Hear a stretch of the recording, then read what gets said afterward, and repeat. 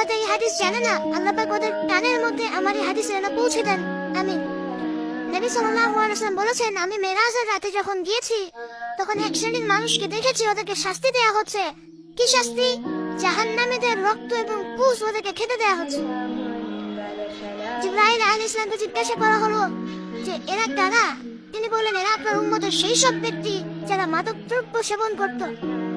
আল্লাহ রাব্বুল আলামিন তার হাবিবের মাধ্যমে জানিয়েছেন, যখন কোন মুসলিম মাদক সেবন করে বা কোনো ব্যক্তি মাদক সেবন করে তখন 40 দিন তার নামাজ কবুল হয় না। এরপর যদি সে তওবা করে তাহলে আল্লাহ পাক তার তওবা কবুল করবেন ইনশাআল্লাহ।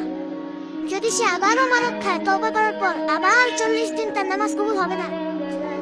যদি সে আবার তওবা করে আল্লাহ পাক আবার তাকে মাফ করে দিবেন।